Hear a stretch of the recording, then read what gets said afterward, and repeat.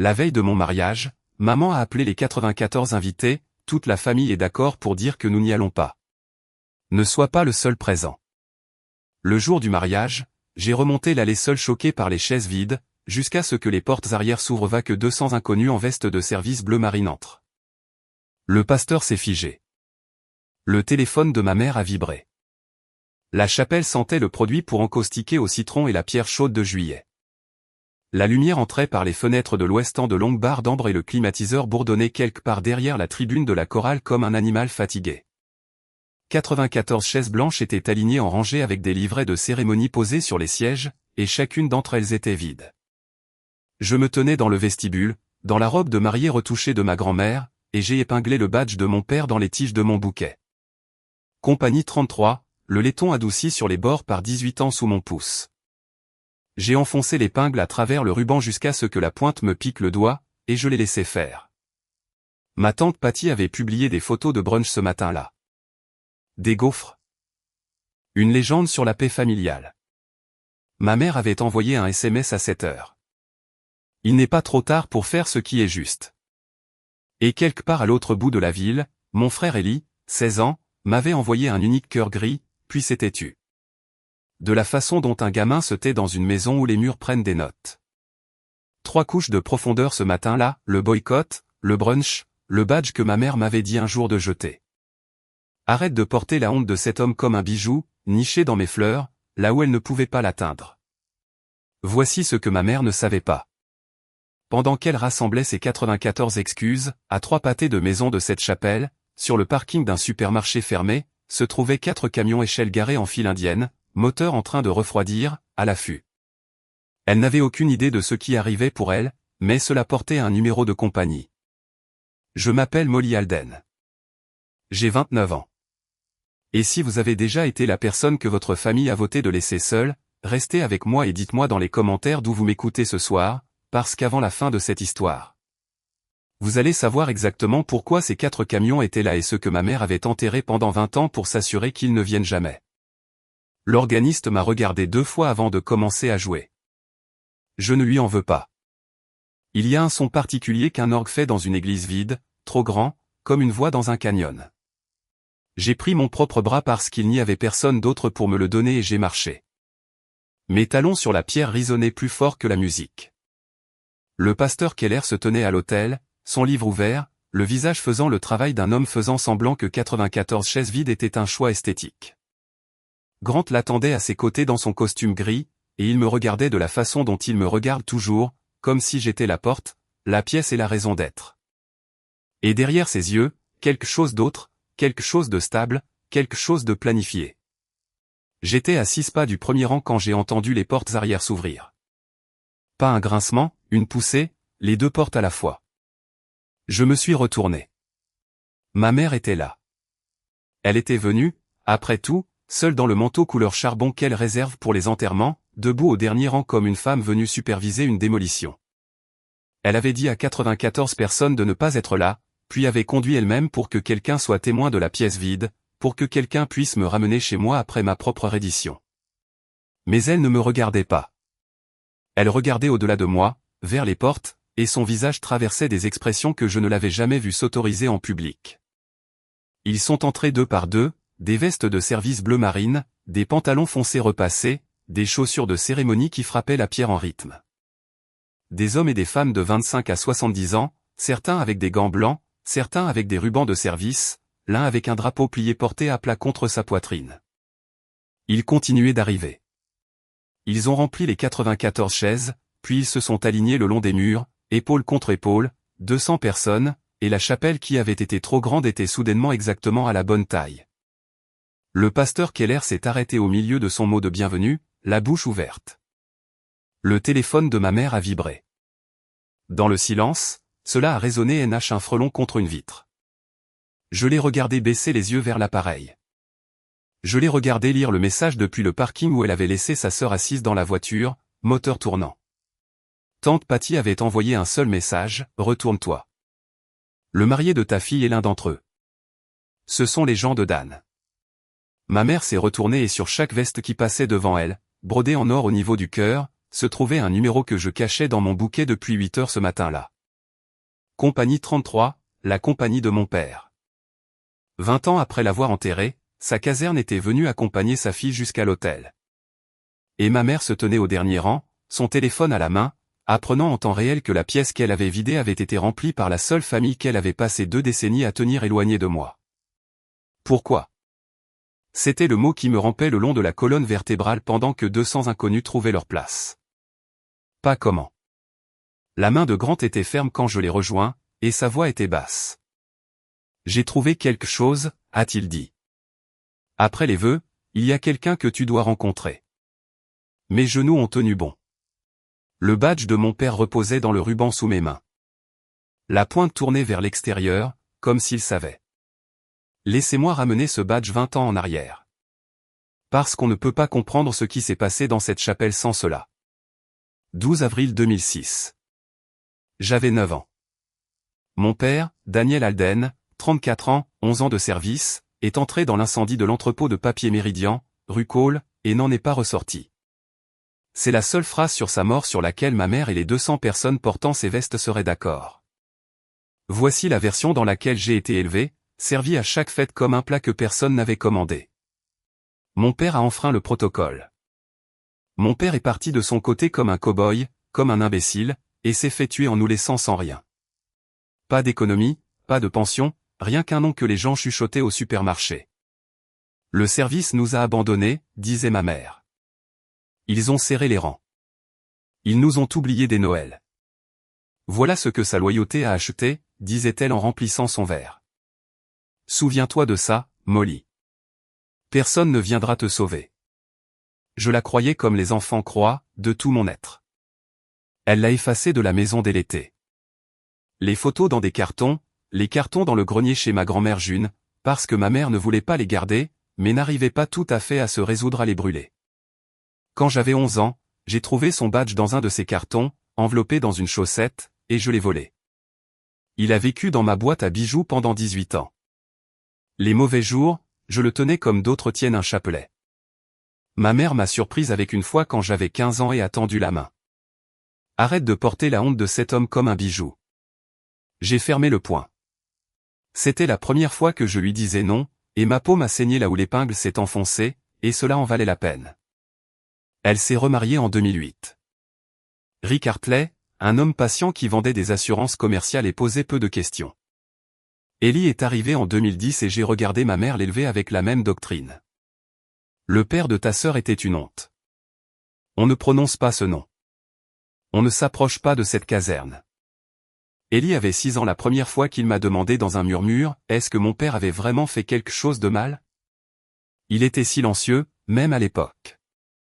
Il a toujours été le genre de gamin qui écoute depuis le pas des portes et garde ce qu'il entend dans un bocal. Et je suis resté poli toutes ces années, à chaque dîner où mon père était l'exemple à ne pas suivre. Tu veux savoir pourquoi, Ellie? C'est toute la réponse. Ma mère contrôle les accès comme d'autres contrôlent l'argent. Et une sœur qui se bat est une sœur qui se fait effacer. J'ai ravalé 20 ans de tout cela pour garder une chaise à la table où mon petit frère pouvait me voir. Puis en septembre 2024, lors d'un cours de secourisme dans un centre communautaire, l'instructeur a posé sa main sur la mienne pour corriger la profondeur de mes compressions, et c'était Grant Mercer. 31 ans, pompier, ce que je n'ai pas dit à ma mère pendant 4 mois parce que je connaissais déjà la forme de ce qu'elle dirait. Quand je l'ai enfin fait lors d'un dîner dominical, elle a posé sa fourchette comme un juge pose son marteau. Un autre pompier. Tu veux finir comme moi? Elle a dit cela avec Ellie à la table. Elle vise toujours à travers la personne la plus proche. Ce que je ne savais pas, ce que Grant ne savait pas non plus à l'époque, c'était où il travaillait. Il avait changé de caserne en 2023. Quand il me l'a dit, j'ai senti le numéro traverser mon esprit comme une pièce tombant au fond d'un puits, compagnie 33.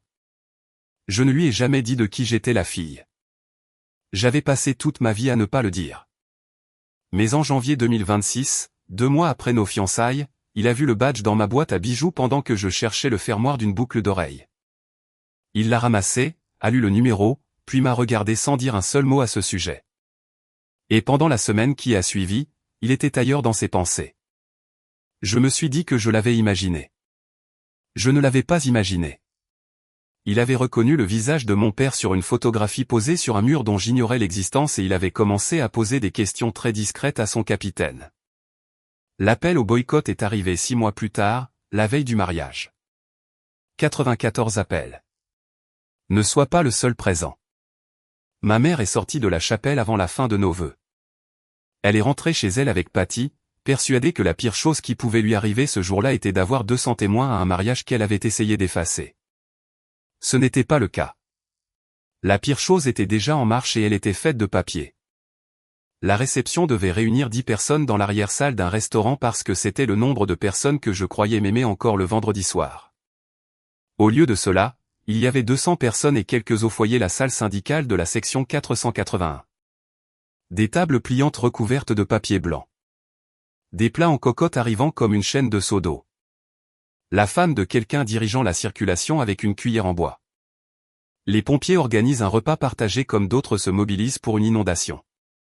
Je me tenais dans la robe de ma grand-mère au milieu de tout cela et j'ai serré 200 mains, et la moitié de ces gens ont retenu la mienne un instant de trop. De la façon dont on tient quelque chose qu'on croyait perdu. Grant restait près de moi. Il m'avait dit dans la voiture seulement ceci, il avait trouvé la photo de mon père sur le mur mémorial de la caserne en janvier, l'avait comparé au badge dans ma boîte à bijoux, et avait passé 5 mois à confirmer ce que les anciens ne disaient qu'en fragments. Lorsqu'il avait appris le boycott le vendredi soir, Ellie, s'avère-t-il, lui avait envoyé un SMS depuis la salle de bain avec des captures d'écran de la discussion de groupe familial. Il avait passé un appel téléphonique à son capitaine.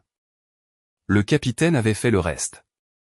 La compagnie 33 n'oublie pas les siens, a dit Grant, et quelque part dans sa mâchoire, on devinait que la phrase avait une seconde moitié qu'il ne disait pas encore. C'est ma grand-mère June qui a ouvert la première brèche. Elle m'a trouvé près des percolateurs à café, 78 ans, 1,50 m dans ses belles chaussures, tenant une enveloppe marron qu'elle transportait dans son sac à main comme de la contrebande. Je me suis promis, a-t-elle dit, que si ces gens revenaient un jour dans nos vies, j'arrêterais de garder les secrets de ta mère. À l'intérieur de l'enveloppe se trouvaient des cartes de Noël, 15, 20 d'entre elles, adressées à moi, Mademoiselle Molly Alden, au bon soin de la maison de ma mère, de différentes écritures, certaines avec de petits casques dessinés, d'autres avec l'entête du syndicat. Chacune d'entre elles tamponnée en rouge, retour à l'expéditeur, chacune d'entre elles non ouverte. Ils les ont envoyées chez ta mère pendant des années, a dit June. Elles revenaient, alors quelques-unes des femmes ont commencé à me les envoyer à moi à la place, en espérant que je te les transmette. Son pouce passait sur le tampon comme si elle pouvait l'effacer. Diane m'a dit que si je te donnais quoi que ce soit venant de cette caserne, je ne vous reverrai plus jamais, toi ou Ellie.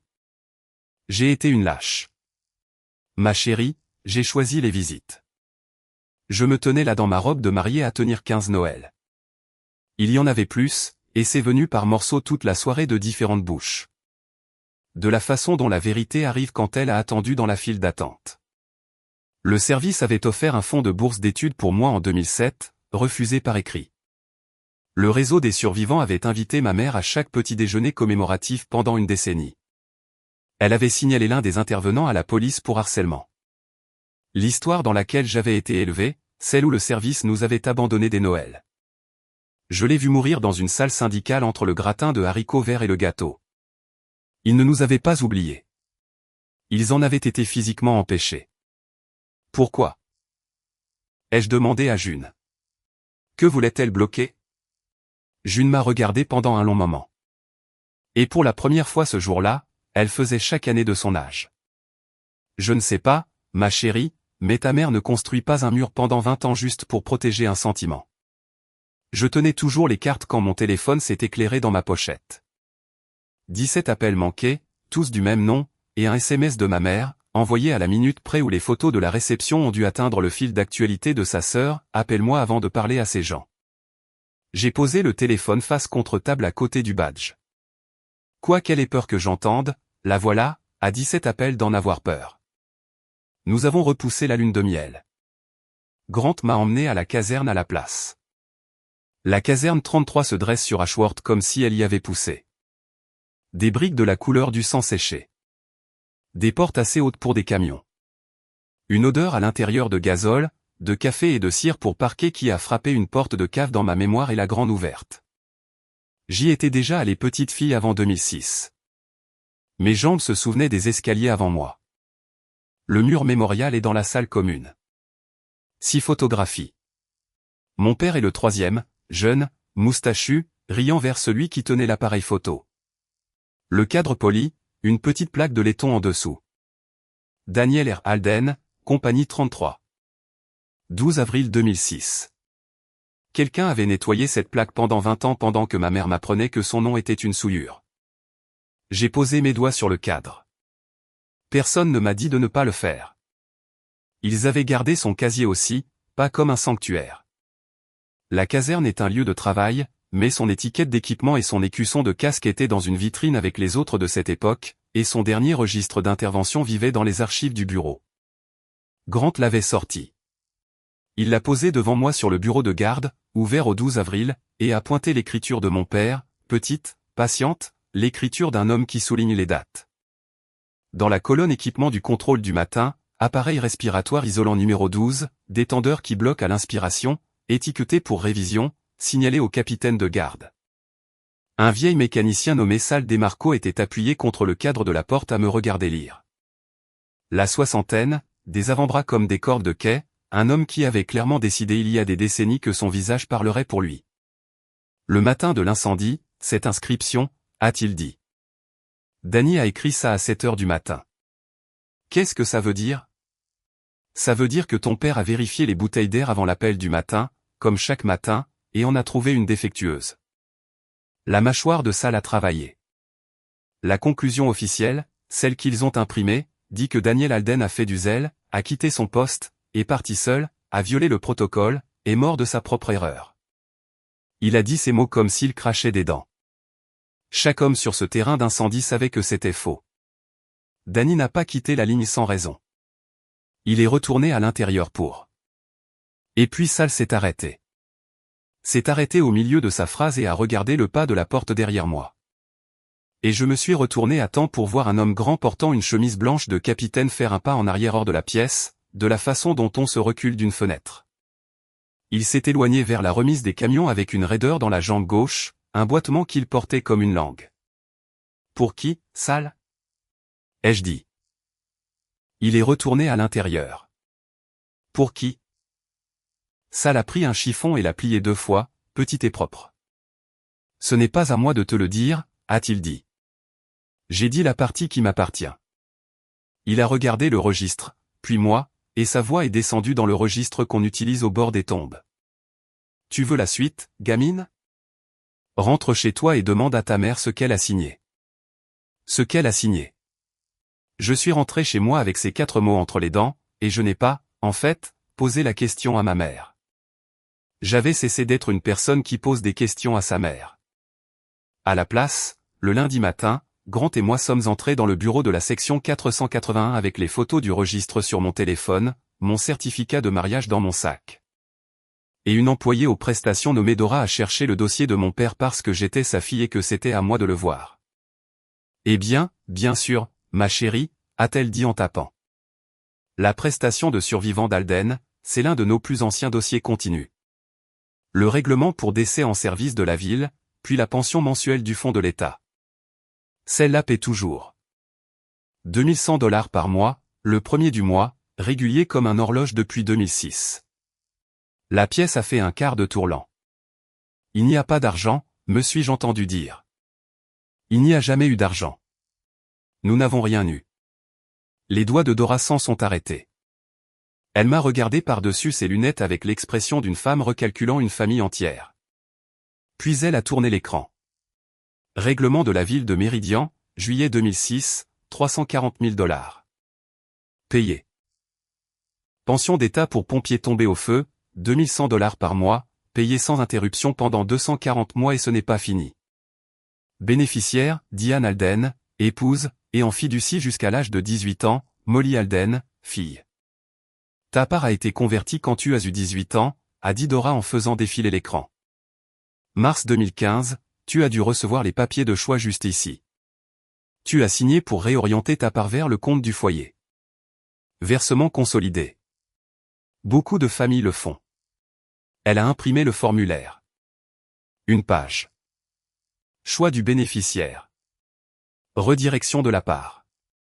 Daté de 6 jours après mon 18e anniversaire. En bas, au-dessus de mon nom imprimé, se trouvait une signature. Ce n'était pas ma signature. C'était une imitation soignée, penchée, travaillée d'une signature que je n'avais même pas encore stabilisée à 18 ans. Et je pouvais prouver où j'étais la semaine où c'était daté parce que je l'avais passé à Columbus pour les finales d'éloquence de l'État avec un pupitre loué, un accompagnateur et un trophée qui se trouve toujours dans la chambre d'amis de June. Mais c'était le haut de la page qui a fait s'effondrer le sol. Le tampon de transmission, petit et bleu, la marque du bureau qui avait préparé et soumis le formulaire au nom de la famille, Alverson et Glenn Financial Group, G. Alverson, conseiller. Glenn, le frère de ma mère, l'oncle qui faisait les impôts de la famille à Noël avec un verre de scotch à portée de main. L'homme qui s'était assis en face de moi à une centaine de dîners pendant qu'une page falsifiée avec mon nom dessus payait le vin. Dora observait mon visage. Ma chérie, a-t-elle dit prudemment, y a-t-il un problème avec ce choix? Ce n'est pas ma main, ai-je dit. Mais je sais à qui est ce tampon. Ma mère m'a convoqué à dîner ce jeudi-là. Convoqué est le mot.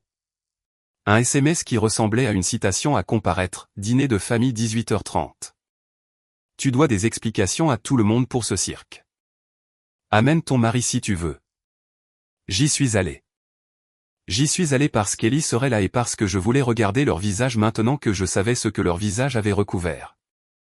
Grant est venu avec moi et m'a tenu la main sous la table comme une attelle. Ils étaient tous assemblés.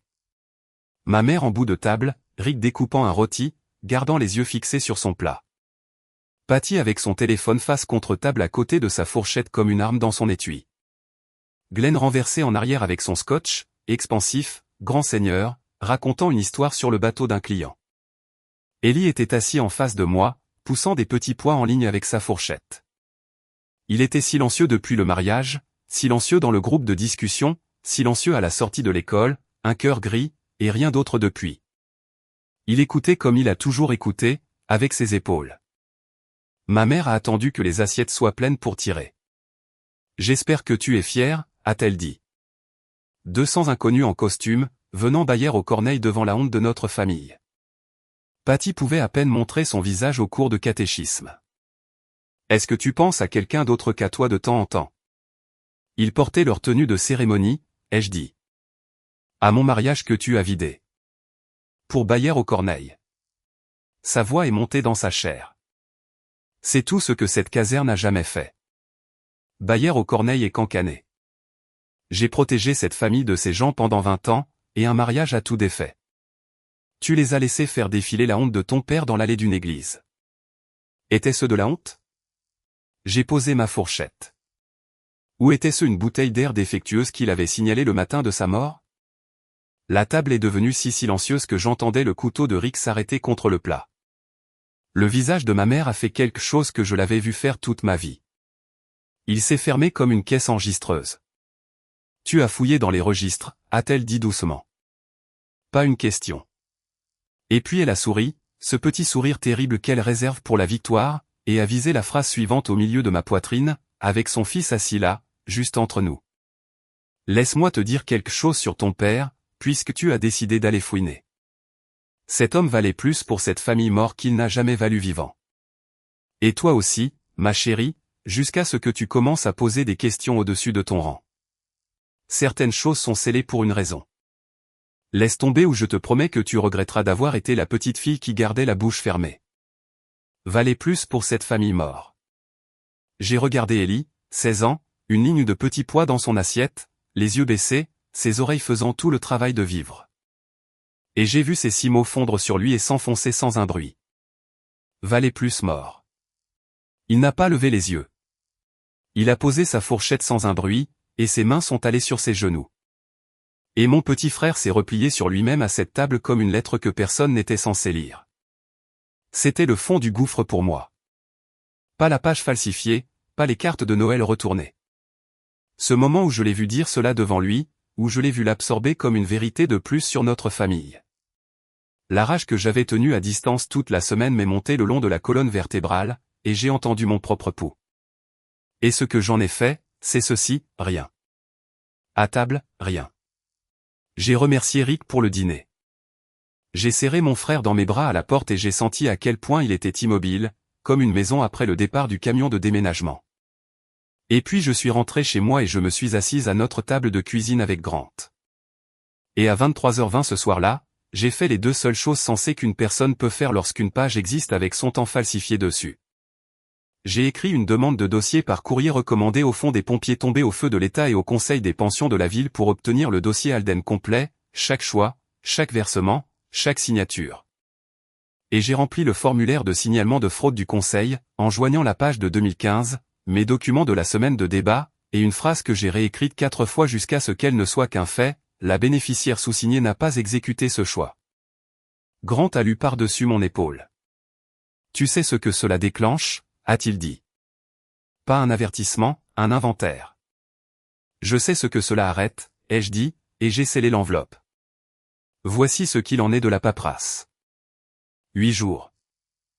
C'est à peu près le temps qu'il faut à une demande de dossier recommandée pour traverser le bureau du bon employé dans cet état, être enregistré et déclencher la chose que les lois rendent automatique lorsque le mot falsifié apparaît dans un dossier de bénéficiaire.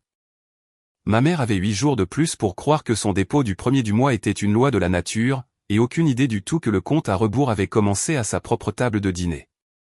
Le 1er août tombait un samedi. Je sais exactement ce que ma mère a fait ce matin-là parce que pendant le reste de cet été étrange, mon petit frère a raconté la chute de la maison de Diane dans des messages envoyés depuis l'arrière de la porte de sa chambre. Avec cette voix plate et clinique que les gamins de 16 ans utilisent lorsqu'ils regardent quelque chose de trop grand pour avoir déjà des sentiments à ce sujet. 8h04, maman est sur le site de la banque en train de rafraîchir la page. 8h31, elle a appelé la succursale, en attente. Elle dit à Rick que c'est une erreur bancaire. 9h16, elle crie sur quelqu'un nommé Brandon à propos d'un dépôt.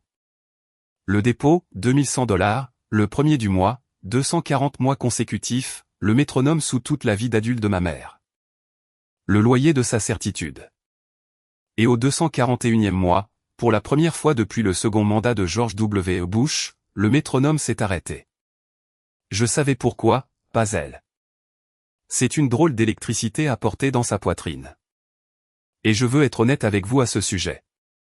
Cela ne ressemblait pas à un triomphe. On aurait dit être debout sur un rivage à regarder une vague qu'on n'a pas poussée arriver enfin, 20 ans après le séisme. Ce qui s'était passé était exactement ce que la loi dit devoir arriver. Mon signalement de fraude a frappé le bureau des entrées du Conseil des pensions. Un inspecteur nommé El Okafor s'est vu attribuer un numéro de dossier et le fonds a fait la chose requise lorsque le mot falsifié entre dans un dossier, il a gelé tous les versements en attente de vérification de chaque signature de bénéficiaire depuis l'origine. Pas une punition, une procédure. Une lettre a été envoyée par courrier recommandé à chaque partie figurant au dossier pour les informer de la révision. Chaque partie au dossier, c'est-à-dire 3 personnes, moi, ma mère, et le conseiller figurant sur le choix de 2015, Alverson et Glen Financial Group, G. Alverson, dont le service de conformité a reçu une copie dans le cadre de la pratique courante. Ma mère, pas encore en possession de sa lettre, a passé ce premier week-end à jouer la normalité à plein volume. Il y avait une fête déjà prévue au calendrier, son 18e anniversaire de mariage avec Rick, prévu comme un brunch dans le jardin pour 30 personnes au club, et elle l'a maintenu. Sur la carte de crédit, arche florale, buffet de découpe et toast au champagne, certaine que la banque cracherait son dépôt d'ici lundi avec des excuses. Ellie m'a envoyé une photo. Ma mère sous les fleurs dans sa belle robe jaune, vert levé, bouche ouverte au milieu d'un toast, rayonnante. J'ai regardé cette photo pendant un long moment. La lettre de l'inspecteur était déjà imprimée. Elle était probablement dans un bac de courrier ce samedi-là, à 5 km de la fête, en attendant le camion du lundi. Elle portait un toast avec de l'argent emprunté sous des fleurs louées, et chaque dollar du brunch était une ligne budgétaire de plus qu'un tribunal finirait par lui relire, et elle avait l'air si heureuse, et elle s'était fait tout cela à elle-même. Et j'ai posé le téléphone et je suis allé rester dans le jardin pendant un moment, le visage au soleil. La lettre de Glen a atteint son bureau mardi. Je le sais parce qu'à 22h58 ce soir-là, mon téléphone s'est éclairé avec son nom, la première fois que mon oncle m'appelait directement depuis peut-être 6 ans. Je l'ai regardé sonner contre le comptoir sombre de la cuisine. Vibreur, messagerie vocale, puis un SMS, Molly ma petite matouille de paperasse sur mon bureau. J'ai besoin de 10 minutes de ton temps cette semaine. Rien à craindre. Le café est pour moi, oncle j'ai molli ma petite, rien à craindre. Je n'ai pas répondu. J'ai transféré le message à l'adresse email de l'inspecteur comme la lettre ordonnée au parti de transférer tout contact concernant le dossier, et je suis allé me coucher. Oncle G a eu ses 10 minutes de toute façon parce qu'il m'a tendu un piège. Jeudi matin chez Ferraro, le salon de café près de mon bureau. Mon oncle a soudainement rempli le pas de la porte avec son polo de golf et sa chaleur, me dirigeant vers une table d'angle avec une main entre mes omoplates, toute la gravité d'un membre du Rotary Club. Il avait un porte-document en cuir avec lui. Il a commandé mon latte sans me demander, se souvenant de ma commande d'un Noël quelconque. Ce détail résume tout l'homme, honnêtement. 20 ans de falsification, et il connaissait toujours la boisson de tout le monde. Voilà le truc, ma chérie. Il a tourné le porte-document vers moi. En 15, quand ta part a été convertie, il y a eu une erreur d'écriture dans mes services. De la paperasse est sortie sous ta signature alors qu'elle aurait dû sortir sous la procuration de ta mère. Des trucs ennuyeux. Le fond fait un contrôle de routine et l'a signalé. Rien du tout. Mais pour régler ça, tu signes ceci. C'était une seule page intitulée Déclaration sous serment de ratification. Je l'ai lu 2 fois pendant que mon latte refroidissait dans 4 paragraphes de langage apaisant. Cela me faisait jurer qu'en mars 2015, j'avais autorisé la redirection de ma part de bénéficiaire, que toute signature exécutée en mon nom l'avait été avec ma connaissance et mon consentement, et que je ratifiais tous les versements à ce jour. En mars 2015, j'étais une élève de terminale avec un trophée d'éloquence qui croyait que son père ne lui avait rien laissé. Tu veux que je jure que ce n'était pas falsifié? Ai-je dit. Le sourire de Glenn est resté, mais ses yeux ont fait ce truc, un clignement rapide 2 fois. Falsifié est un grand mot vilain, gamine. C'était de l'argent de la famille qui circulait au sein de la famille. Ta mère t'a nourri, t'a habillé, t'a gardé un toit avec de l'argent qui était censé me revenir et dont on m'a dit qu'il n'existait pas. J'ai fait glisser la page vers lui à travers la table. Non, Molly. La chaleur s'est évaporée comme une bâche qu'on retire. Mon oncle transpirait. J'ai vu une goutte glisser de sa tempe dans son col. J'ai regardé ses mains roses et douces réaligner les bords du porte-document 2 fois, 3 fois. Tu ne comprends pas avec quoi tu joues. Cet inspecteur ne se soucie pas de toi. Si ce dossier tourne mal, cela tombe sur ta mère aussi. Tu veux mettre ta propre mère face à une unité de fraude? Signe la page. Et tout le monde garde son Noël. C'était là. Tout le monde garde son Noël. L'hymne familial. 20 ans que ça durait. Ravale-le. Scelle-le. Souris. Je me suis levé et j'ai posé $4 sur la table pour le latte parce que je ne voulais pas de son café en moi.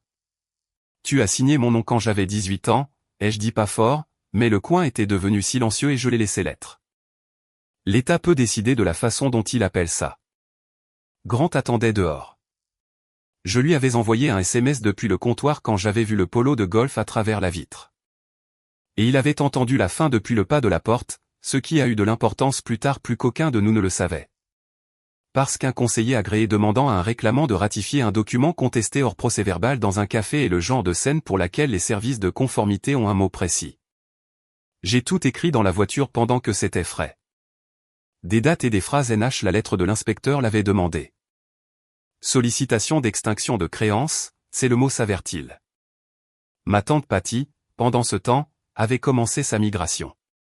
C'est la seule façon dont je peux le décrire. Patty a survécu à 60 ans de météo familiale en sachant toujours où le toit céderait ensuite. Et vers cette époque, mon téléphone a commencé à recevoir ces petites patrouilles de reconnaissance. Je pense à toi, ma chérie. Puis, tu sais, je n'ai jamais été d'accord avec la façon dont ta mère a géré les choses. Puis le lendemain du piège du café de Glenn, ce qui signifiait que Glenn lui avait dit, ce qui signifiait qu'ils se parlaient, ce qui signifiait qu'il s'inquiétait, j'ai toujours dit à Diane que cette histoire d'argent lui reviendrait en pleine figure. Je l'ai dit pendant des années. Appelle-moi cette histoire d'argent. 20 ans de brunch et de cours de catéchisme et jamais une seule carte de Noël transmise. Et voilà ma tante en train d'effacer ses empreintes digitales en temps réel.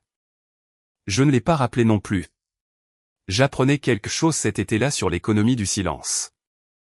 Ma mère l'avait utilisé contre moi comme un mur toute ma vie, mais il s'avère que le silence est aussi un solvant.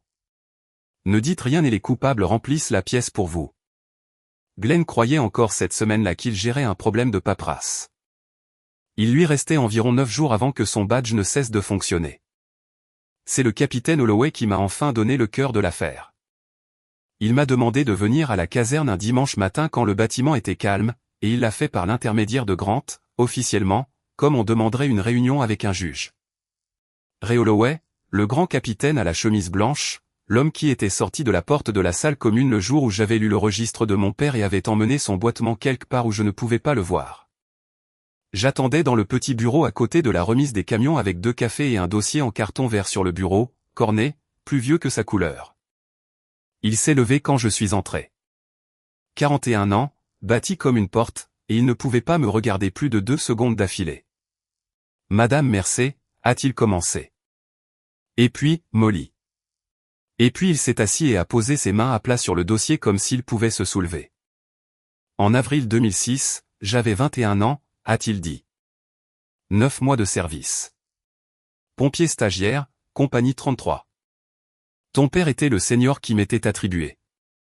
Il m'appelait l'étudiant parce que j'avais fait 1 an et demi de fac et que je ne fermais pas ma gueule là-dessus. Il a souri à quelque chose d'éloigné de 20 ans, puis a cessé de sourire. Le matin de l'incendie de Meridian Paper, pendant la vérification du matériel, Danny a trouvé un détendeur qui bloquait sur l'une des bouteilles d'air. Il l'a signalé, l'a étiqueté, l'a transmis au capitaine de garde. Tu as vu la ligne du registre. Je l'ai vu. Il n'y avait pas assez de bouteilles de rechange. C'était un quart réduit. 3 gars absents et quand l'alerte est tombée pour la rue Cole, la bouteille étiquetée est montée sur le camion de toute façon. Quelqu'un a décidé qu'étiqueté ne voulait pas dire mort. Sa mâchoire s'est serrée. J'avais 21 ans. J'ai pris la bouteille qu'on m'a tendue. La pièce est devenue très petite et très bruyante de la façon dont les pièces silencieuses le font. 40 minutes après le début de cet incendie, mon détendeur a lâché à l'inspiration, exactement comme Danny l'avait écrit. J'étais au 2e étage. J'ai paniqué. 21 ans, tu te souviens? J'ai quitté la lance, je me suis perdu, je suis tombé dans une allée de stockage, en aspirant un masque mort. J'ai peut-être. Ou je crois que j'ai. Ce que je sais, c'est que ton père a quitté la ligne pour entrer dans un bâtiment en effondrement pour me chercher, m'a trouvé, a mis son propre masque sur mon visage. La voix de Holloway est restée stable avec la discipline d'un homme qui avait répété la stabilité pendant 20 ans. Il m'a traîné sur 12 mètres jusqu'à une fenêtre et m'a passé à l'équipe de l'échelle. Et puis l'allée s'est effondrée et il avait respiré de la fumée tout le temps parce qu'il m'avait donné son air. Ils l'ont sorti en 4 minutes. Ce n'était pas assez rapide. Je n'ai pas pleuré. C'est la chose étrange. Je suis resté assise dans ce petit bureau avec toute la mort de mon père qui se réorganisait dans ma poitrine. Chaque année de honte échangeant sa place avec la vérité comme un changement de décor dans le noir. Et ce qui est sorti de moi a été une question, très doucement, alors pourquoi le rapport dit-il qu'il a fait du zèle? Parce que la vérité avait un prix. Holloway a ouvert le dossier vert. J'ai fait ma déclaration depuis un lit d'hôpital 3 jours plus tard. Chaque mot de ce que je viens de te dire sur le procès-verbal d'enquête, la mauvaise bouteille, l'étiquette, l'ordre de l'utiliser quand même. Il a tourné le dossier. Une déclaration photocopiée tapée en 2006, sa signature plus jeune en bas. Les avocats de la ville ont tout de suite compris ce que valait cette déclaration. Une bouteille étiquetée sciemment mise en service. Ce n'est pas une tragédie. C'est une responsabilité civile. Une faute lourde. Un procès avec le nom du service dessus. Des carrières brisées. La ville redevable de millions. Alors ils l'ont enterré. Ils l'ont perdu. Ses doigts ont fait les guillemets comme s'il brisait quelque chose. Le rapport final a cité une déviation du pompier par rapport à sa mission. Du zèle. A tout mis sur le mort qui ne pouvait pas protester. A blanchi les vivants qui le pouvaient. Au moment où le rapport final est tombé, j'étais un stagiaire avec 11 mois de service et un genou reconstruit. Ils m'ont fait comprendre que ma carrière ne survivrait pas à ma mémoire. À ma honte, je l'ai laissé se perdre. Il m'a regardé alors et a soutenu le regard pour la première fois. 2 secondes entières. 3. Mais j'ai gardé ma copie. 20 ans, Molly. Chaque caserne où j'ai été transféré, ce dossier est venu avec moi. J'ai regardé la déclaration. En bas de la photocopie, quelqu'un en 2006 avait tamponné les pages comme reçu. Une liste de pièces du dossier de règlement. Et là, c'était écrit dans la colonne propre d'un employé, la ligne qui m'a coupé les jambes. Pas pour ce qu'elle disait sur la ville, mais pour ce qu'elle disait sur ma mère. Dossier de règlement 061-12. Pièce. C'est déclaration du pompier stagiaire Holloway. Retenu selon accord. Retenu selon accord. Le règlement, ai-je dit, les 340 000 $. Elle a vu la déclaration.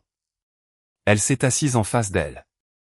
La voix de Holloway s'est faite douce, ce qui était pire. Juillet 2006. La ville a offert de l'argent rapide pour fermer le dossier rapidement. La décharge que ta mère a signée liste chaque pièce, y compris la mienne. Elle savait qu'il y avait un témoin. Elle savait que la conclusion était fausse. Elle savait que ton père était mort décoré pour avoir sauvé son stagiaire d'un équipement qu'on savait défectueux. Et elle a signé une décharge acceptant de ne pas contester le rapport à la version de la honte en échange du chèque. Il s'est interrompu. Je me suis toujours dit qu'elle devait être trop brisée pour se battre. Puis le mois dernier, j'ai entendu parler de 94 appels téléphoniques et j'ai arrêté de me dire cela. Elle savait depuis le premier jour. Chaque année, elle le traitait de honte au dîner de Noël. La preuve qu'il était un héros était assise dans un classeur avec sa signature pour garder la porte. Le mur autour de la caserne, les cartes retournées, la bourse bloquée. Rien de tout cela n'avait jamais été du chagrin. C'était du confinement. N'importe quel pompier assez proche, assez sobre, assez en colère, aurait pu un jour prononcer le mot détendeur devant moi, et toute l'histoire payée se serait effondrée. La rage qui m'est montée dessus alors n'était pas chaude. Je veux la décrire avec précision parce que je pense que certains d'entre vous qui m'écoutent l'ont ressenti. Elle était froide et elle était organisée et elle m'a redressé. Qu'est-ce qui se passe maintenant? Ai-je demandé pour le rapport, pour son nom? Maintenant, il y a un réclamant, a dit Holloway. C'est ce qu'il n'y a jamais eu, toi. Ta demande de dossier a rouvert le dossier de règlement au Conseil des pensions. Okafor a déjà sorti la pièce C, la vraie, des archives parce que des choix de bénéficiaires falsifiés signifient que chaque page est vérifiée, et une déclaration de témoin retenue dans un dossier de décès en service dépasse son niveau de compétence. Alors cela va au chef des pompiers de l'État. Il a fermé le dossier et l'a fait glisser sur le bureau vers moi. 20 ans de poids bougeant de 40 cm. Ce matin, j'ai déposé une déclaration sous serment au bureau du chef des pompiers. Les mêmes mots qu'en 2006. Et le syndicat demande au Conseil du mérite de rouvrir la qualification de décès en service pour Daniel Alden. Il y aura une audience, publique cette fois. Il s'est levé et a ajusté sa chemise blanche. Et pendant une seconde, j'ai vu le jeune homme de 21 ans en dessous, le gamin avec le masque mort, celui pour lequel mon père s'était échangé. Je suis vivant parce que ton père est revenu me chercher, a-t-il dit. J'ai une femme, 2 filles, un prêt, 7 maisons. Chaque parcelle de tout cela tient sur 4 minutes qu'il m'a données. Je ne peux pas rembourser cela, mais je peux le transmettre à son enfant. Il a tendu la main et je l'ai serrée, et sa prise tremblait légèrement et la mienne non. Ma mère a gardé sa honte comme un chèque de paie. J'ai dit, allons récupérer son nom. Il y avait un autre nom dans le dossier et je veux que vous l'ayez parce que pendant 20 ans, il a été la seule personne dans l'histoire qui a pu rester anonyme. Quelqu'un ce matin d'avril avait regardé une bouteille d'air étiquetée et avait ordonné qu'elle soit montée sur le camion. Mon père l'a signalé au capitaine de garde. Son propre écriture le dit. Et le capitaine de garde a pris une décision. Et la décision a coûté 4 minutes et une vie. Et puis le rapport qui a blâmé le mort a protégé le vivant si complètement que son nom n'est jamais apparu dans une seule phrase qu'on n'ait jamais montrée à ma famille. Le bureau du chef des pompiers de l'État ne partage pas le talent de ma famille pour sceller les choses. Une fois la déclaration sous serment de Holloway déposée, leur révision de la négligence matérielle a sorti les plannings de garde de 2006. Et le capitaine de garde de la compagnie 33 le 12 avril 2006 est avéré être un homme nommé Edward Brandt, qui avait continué au cours des 20 années suivantes pour devenir chef adjoint, prendre sa retraite avec une augmentation de pension et une plaque. Et se bâtir une belle seconde carrière de consultant en sécurité. Ce détail m'a assise quand je l'ai lu. Consultant en sécurité. Il facture aux villes $200 de l'heure pour expliquer les protocoles d'équipement. Et son accomplissement majeur, la chose qui a lancé sa carrière, a été un incendie d'entrepôt après lequel, disait le dossier, les procédures ont été révisées de manière approfondie. Ces procédures révisées assez complètement pour enterrer l'étiquette, le registre et la déclaration du stagiaire. Il avait même enseigné à l'académie. Il y a un prix du leadership au centre régional de formation. Je ne vous dirai pas comment il s'appelait parce qu'il ne s'appelle plus comme ça. Et pendant 11 ans, les recrues ont serré la main d'Ed Brandt le jour de la remise des diplômes au-dessus d'un sol que 2 d'entre eux nettoieraient plus tard comme cadet sous un mur mémorial portant la photo de mon père et la mauvaise histoire en dessous. L'avis du chef des pompiers lui a été envoyé la même semaine. Les conclusions d'Okafor ont été envoyées à ma mère. Les bureaucraties, quand elles se mettent enfin en mouvement, c'est comme des fronts météo, tout à la fois. Ses clients consultants ont reçu une copie en tant que parties intéressées par la révision du matériel parce que sa décision de 2006 était désormais officiellement une question ouverte au dossier. On m'a dit que les contrats n'ont pas survécu au mois. L'Académie a retiré son nom du prix avant même que la révision du chef des pompiers ne soit terminée. Les institutions sentent la pluie arriver. Et l'association de la garde d'honneur, dont il avait été un membre enthousiaste pendant 2 décennies, lui a renvoyé ses cotisations par chèque sans aucune lettre, ce qui chez de tels hommes est une lettre en soi. Il a appelé la caserne une fois cet automne-là, Sal a répondu. J'ai demandé à Sal ce que voulait Brandt, et Sal a plié son chiffon 2 fois, petit et propre comme il le fait. Il voulait expliquer le contexte, a dit Sal. Le personnel ce matin-là, le budget cette année-là, la pression de la mairie. Il m'a regardé. 20 ans, gamine. Et le premier appel qu'il passe à ce sujet, c'est pour devancer la paperasse. Danny est sur ce mur depuis tout ce temps. Brandt connaissait le chemin de cette maison. Je ne l'ai jamais rencontré. Je veux que ce soit au dossier aussi. Je ne l'ai jamais cherché. Je ne lui ai jamais écrit. Je n'ai jamais prononcé son nom dans une audience. Je n'en avais pas besoin. Et cet automne-là, j'ai enfin compris que c'était toute la forme de la chose que j'avais commencé avec une enveloppe recommandée en juillet. Le système dans lequel ma mère avait confiance pour rester endormie était le même système qui, une fois éveillé, n'avait besoin de moi pour rien d'autre que la vérité. Les hommes qui enterrent une déclaration parient toujours qu'aucun réclamant ne viendra jamais. J'étais la réclamante. C'était tout mon travail. Le reste, c'était des plannings, des registres, des employés nommés Dora, des inspecteurs nommés Okafor et la patiente et impitoyable arithmétique des institutions vérifiant leurs propres calculs.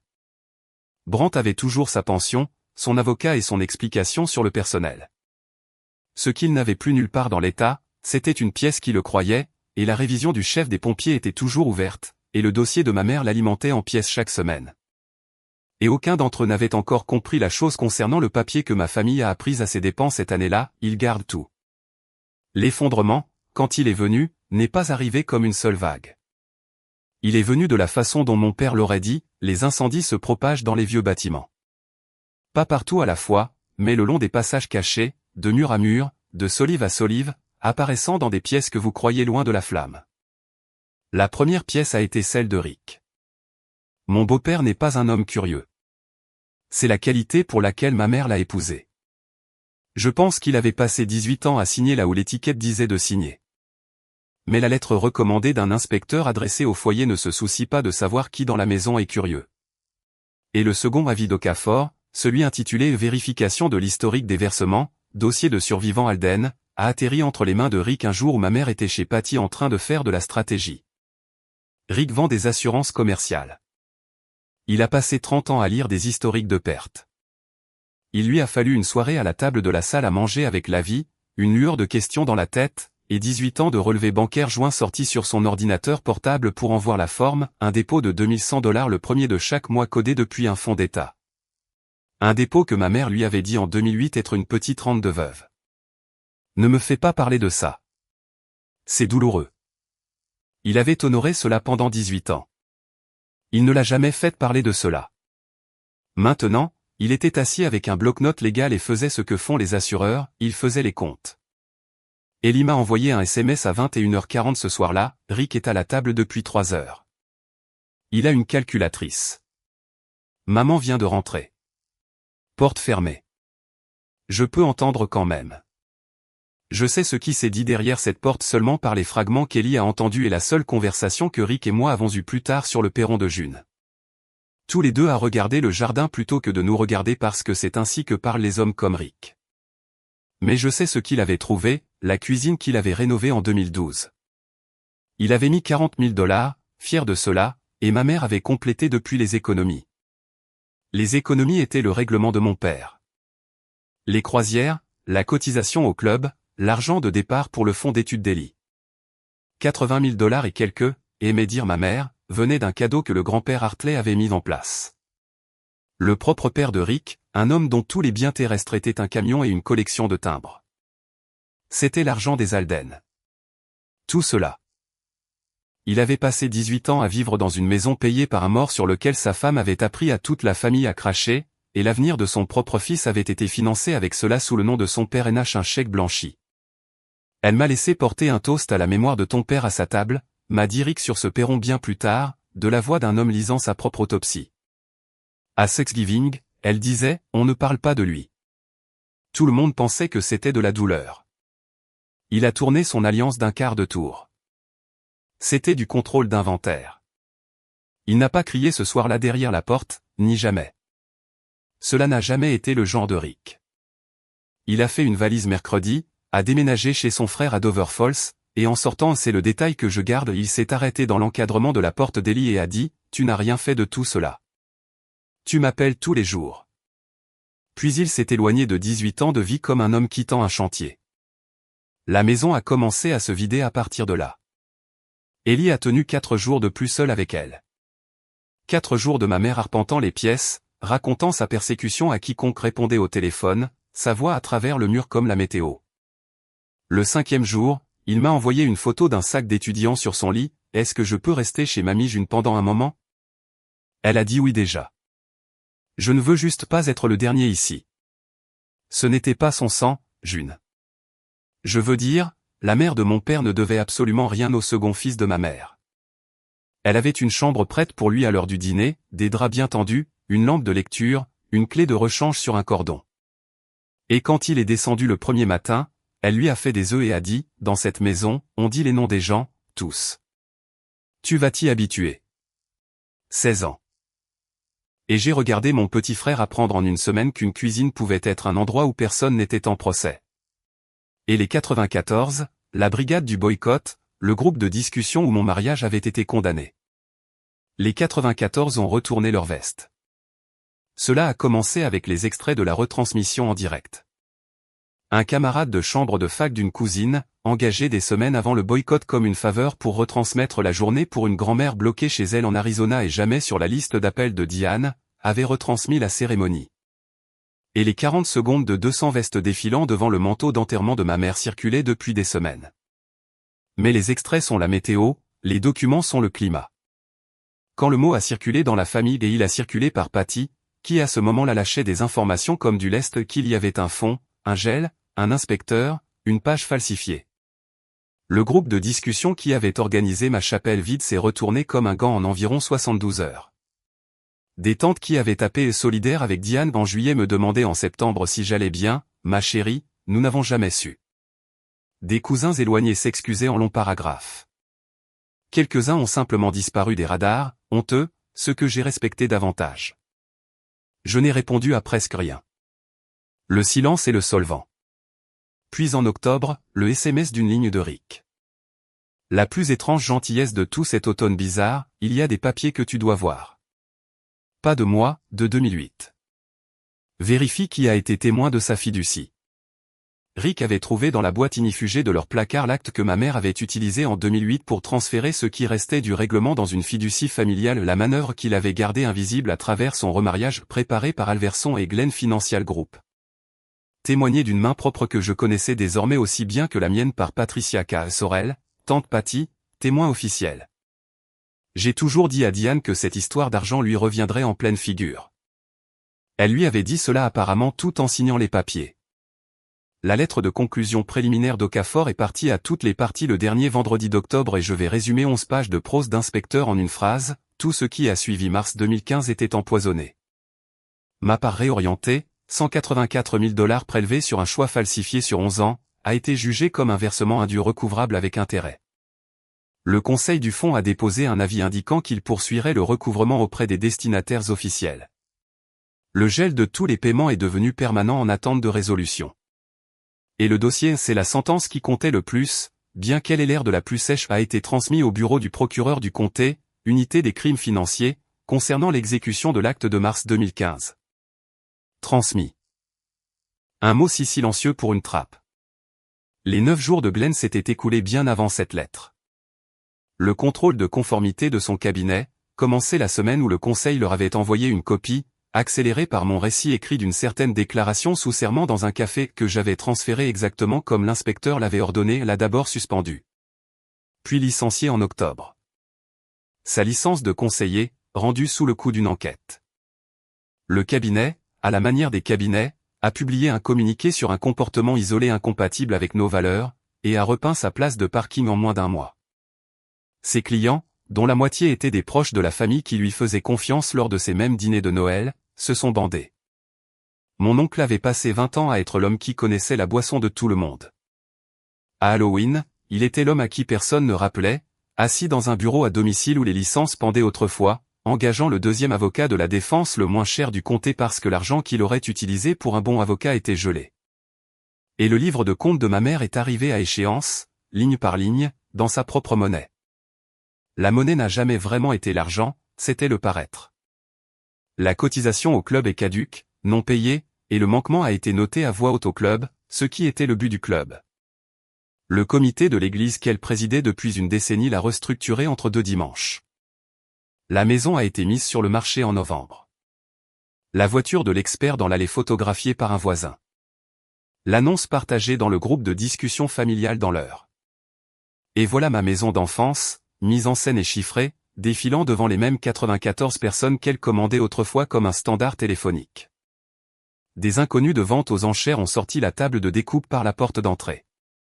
Elle avait construit toute sa vie comme une représentation pour un public de 94 personnes, et maintenant le public connaissait l'intrigue et continuait de regarder quand même. Et cela, pour Diane, était la chambre des tortures. Pas qu'ils aient détourné le regard, mais qu'ils ne l'aient pas fait. Elle a commencé à m'appeler en novembre. J'ai laissé tout le monde aller sur la messagerie vocale. Et les messages vocaux sont un registre que je garde et que je n'ai jamais une seule fois apprécié. La voix de ma mère passant par tous les registres comme un scanner. Impérieuse, rappelle-moi 7 minutes. Cela allait assez loin. Blessée, après tout ce que j'ai sacrifié, voilà ce que j'ai élevé.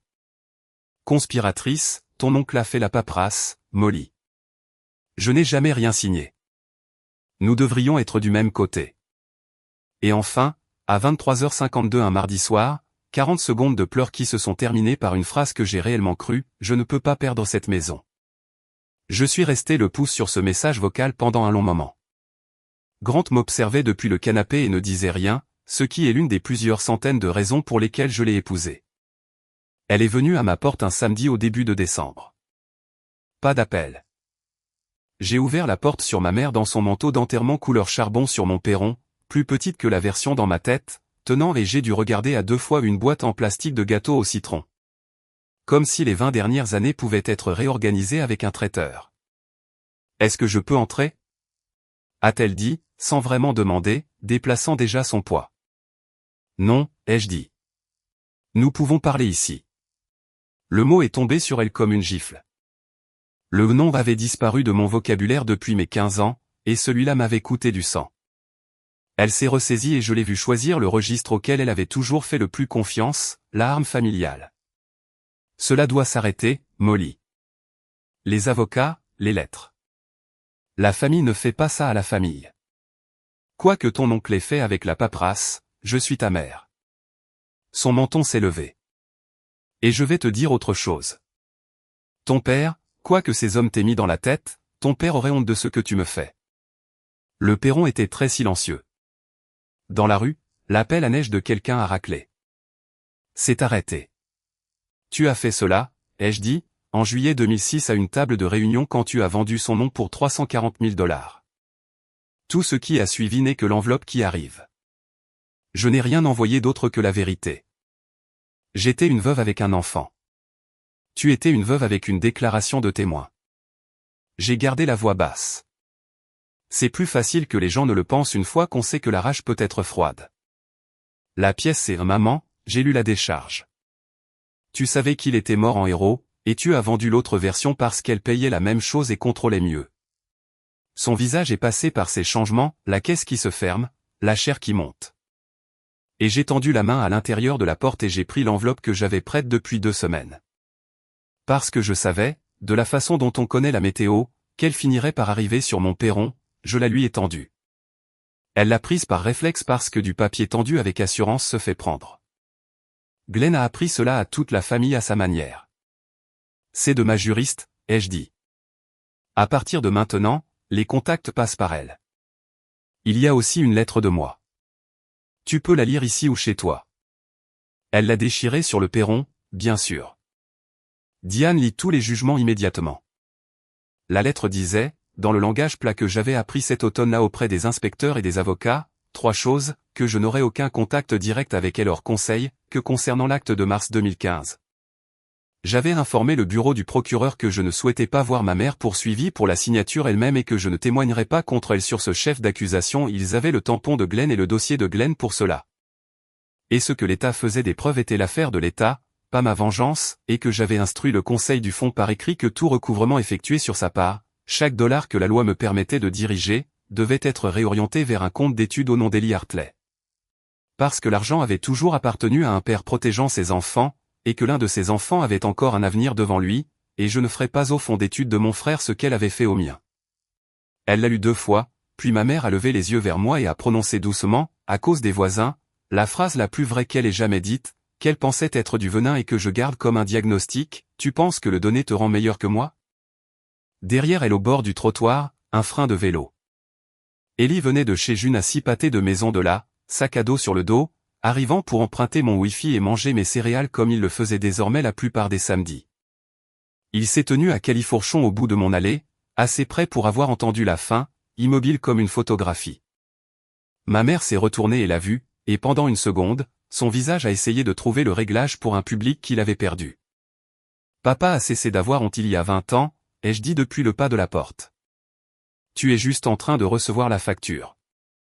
La convocation à la dernière réunion de famille est venue, fort à propos, d'un avocat. Mi-décembre, un mardi, une lettre sur papier crème du bureau de M. Werner, conseil de M. Glenn Alverson, proposant la tournure mais rester une conférence familiale privée en vue d'une résolution globale de toutes les affaires en instance dans l'intérêt de préserver l'harmonie familiale et d'éviter une escalade inutile. Traduction selon ma propre juriste, l'avocat de Glenn veut tout le monde dans une même pièce, en espérant que la famille va faire pression sur toi jusqu'à ce que tu signes quelque chose qui le sauve. Elle m'a conseillé que je n'avais aucune obligation d'y aller. Elle a aussi fait ce que les lettres de l'inspecteur exigeaient des conseils, transférer l'avis de conférence de Werner date, heure, adresse, participant aux avocats du fonds et au bureau du procureur comme contact concernant le dossier. Une formalité, disait-elle. Vous vous souvenez de cette formalité? J'y suis allé, pas parce que je leur devais une pièce, mais parce que j'avais passé 29 ans à être discuté dans des pièces où je n'étais pas, et j'avais l'intention d'être présente pour la dernière. Ils l'ont tenu chez Patty, bien sûr. Un terrain neutre, si vous n'étiez jamais venu à Thanksgiving. La salle à manger de Patty avec le beau chemin de table et du café. Personne n'a bu. Et le plan de table racontait toute l'histoire avant que quiconque ne parle, Glenn et son avocat d'un côté, ma mère à côté d'eux, manteau sur le dos comme si rester était négociable, Patty volant en bout de table, remplissant les tasses. De l'autre côté de la table, moi, grand à ma gauche, et à ma droite, dans son gilet du dimanche avec son sac à main droit sur ses genoux comme un petit chien, ma grand-mère June. Qui avait téléphoné à Patty et annoncé de la voix qu'elle utilisait autrefois avec les directeurs d'école qu'elle était l'Alden vivante la plus âgée, qu'elle assisterait et qu'elle amenait son petit-fils. Et c'était la fin de la phrase. Ellie était assis à côté d'elle, son sac à dos contre son tibia. 16 ans maintenant, 17 ans mars. Il m'avait demandé 3 samedis plus tôt par-dessus mon comptoir de cuisine, ses céréales ramollissant, s'il pouvait lire le dossier par lui-même, pas qu'on lui explique, le lire. J'avais regardé mon petit frère tourner les pages de la pièce C, sa mâchoire serrée exactement comme celle de notre. Comme celle de mon père sur la photo de la salle commune, et quand il avait fini, il avait dit une chose, est-ce que je peux en avoir une copie? Werner a commencé avec la musique. De tels hommes sont formés aux malentendus regrettables, aux finances familiales complexes, à la sagesse de régler les choses dans ses murs. Il a fait glisser un nouveau document sur le chemin de table. La déclaration sous serment à nouveau, 3e génération, le langage poncé plus lisse, tous les versements ratifiés, toutes les parties libérées, l'harmonie familiale préservée. Mon client est prêt à se montrer généreux, a dit Werner. Mais cette offre expire avec l'inculpation. Alors elle expire, ai-je dit. Molly. La voix de ma mère, de faible calibre, assez visée, tu as fait valoir ton point de vue. Tu as fait ta crise. Tu as eu ton défilé. Sa main a coupé l'air vers Grant, le mariage, tout le monde visible. Cette famille a été traînée dans la boue devant tous ceux que nous connaissons. Cela s'arrête aujourd'hui. Signe le papier. Si ce n'est pas pour ton oncle, fais-le pour moi. Je t'ai élevé seul. Tu dois cela à Diane. La voix de June n'était pas forte. Elle est simplement arrivée. De la façon dont le gel arrive. Finis cette phrase avec précaution. L'enfant que tu as élevé seul est venu avec un chèque attaché, et nous avons tous maintenant lu la liste des pièces. Un silence. On aurait pu y suspendre du linge. J'ai sorti le dossier de mon sac. Je m'étais promis de le dire une fois complètement devant eux tous et de ne plus jamais avoir besoin de le redire. J'ai posé les pages sur le beau chemin de table de Patty une par une, en tournant chacune vers eux, un donneur montrant à la table ses cartes, le choix de 2015 avec la signature qui n'était pas la mienne à côté de mon itinéraire de débat à Columbus, le registre de versement du syndicat. 240 dépôts soulignés, l'acte de fiducie de 2008, ligne du témoin marquée, les yeux de Patty sont tombés sur son propre nom et sa main est allée vers la cafetière et s'est arrêtée, les totaux de Rick dans les colonnes propres d'assureur de Rick, et par-dessus tout, la dernière. La photocopie adoucie comme du tissu au coin, pièce C, tenue selon accord. Je ne signe rien, ai-je dit. Voici ce que je suis venu dire, chaque personne à cette table de plus de 40 ans savait une partie de cela et a choisi le plan de paiement. L'un de vous a falsifié mon nom. L'un de vous a été témoin de la fiducie qui cachait l'argent. L'un de vous a vendu l'honneur d'un mort à une table de réunion et a ensuite passé 20 ans à faire avoir honte à ses enfants de porter son nom, et a appelé cela protéger la famille. J'ai gardé la voix stable tout du long, ce que je pouvais faire désormais. Le genre froid porte plus loin. L'inspecteur a le dossier. Le chef des pompiers a la déclaration. Le procureur a le signalement. C'est sorti de cette pièce. C'est sorti de cette pièce depuis juillet. Il ne reste rien ici à régler. Il n'y a que ce que chacun de vous fera quand les lettres arriveront. Werner regardait la note de sollicitation, mon récit écrit du café tamponné comme reçu par le bureau de conformité de son client, que j'avais placé avec un certain soin à son bord de la table. Il l'a lu 2 fois. Puis il a rebouché son stylo, et j'ai regardé un avocat de la défense faire un tri en temps réel. « Monsieur Alverson, a-t-il dit doucement, j'ai besoin d'un mot avec vous dehors. » « Nous n'avons pas fini, a dit Glenn. « Nous avons substantiellement fini, a dit Werner du ton d'un homme révisant sa structure d'honoraires. Et ce son du professionnel payé faisant un pas en arrière par rapport à la carcasse a fait plus à la température de cette pièce que tout ce que j'avais dit. Le visage de Glenn a perdu son éclat de membre du Rotary tout d'un coup. Ma mère a regardé de son frère à son avocat, puis à moi, et j'ai vu l'arithmétique la frapper. Les murs de la pièce sur lesquels elle avait compté toute sa vie, la pression familiale, le silence familial, l'harmonie familiale avaient cessé d'être porteurs. Patty a choisi ce moment pour se sauver à voix haute. Je veux qu'il soit noté, a-t-elle dit à aucun tribunal en particulier, que je n'ai jamais fait que témoigner d'une signature. Les gens signent des choses devant moi tout le temps. Je suis notaire. Je n'ai jamais une seule fois. Patricia, a dit June, verse le café ou assieds-toi. Dehors à travers les voilages, 2 voitures s'étaient arrêtées au trottoir. Ni l'une ni l'autre n'était un taxi. C'est Ellie qui s'est levée. Il l'a fait comme il fait tout, sans annonce. Et la pièce l'a seulement remarqué parce que sa chaise a raclé. Mon petit frère dans son capuche d'école a sorti un relevé bancaire de son sac à dos, l'a déplié et l'a posé sur la table par-dessus mes pièces, le fonds d'études Ellie Hartley, $81 000. Établi en 2011. Le fonds auquel ma mère portait un toast à chaque étape importante. L'héritage du grand-père Hartley, l'appelait elle. Notre famille prenant soin des siens. J'ai posé la question au père de Rick à ce sujet une fois, a dit Ellie. Il y a 2 ans, le grand-père Hartley. Il était encore vivant alors à la maison de retraite et je l'ai remercié pour mon fonds d'études. Il a regardé notre mère et sa voix est restée dans ce registre plat et précautionneux que je lisais dans ses SMS tout l'automne, il ne savait pas de quoi je parlais. Il pensait que j'étais confus. Tout le monde m'a dit que c'était lui qui était confus. Il a tourné le relevé de manière à ce qu'il me fasse face. Il y a le cabinet de l'oncle Glenn sur l'en-tête. 2011. Ce n'est pas de l'argent des Hartley, n'est-ce pas? Personne ne lui a répondu, ce qui était la réponse. C'est ce que je pensais. Il a poussé le relevé à travers le chemin de table vers moi avec 2 doigts NH un garçon rendant de la contrebande. C'est à toi. C'était à ton père. Reprends-le. La pièce est passée sous l'eau. Ma mère a dit son nom, Ellie, d'une voix que je ne l'avais jamais entendue utiliser. Une voix avec une fêlure dedans. Sa main s'avançait à travers la table vers la page, et les articulations de June sont devenues blanches autour de la lanière de son sac. Et j'ai regardé le visage de mon frère et j'ai compris pleinement pour la première fois la taille de ce qui lui avait été fait à lui aussi. 16 ans et se proposant de rendre son avenir parce qu'il préférait partir de zéro plutôt que de se tenir sur la mauvaise tombe. Non, ai-je dit.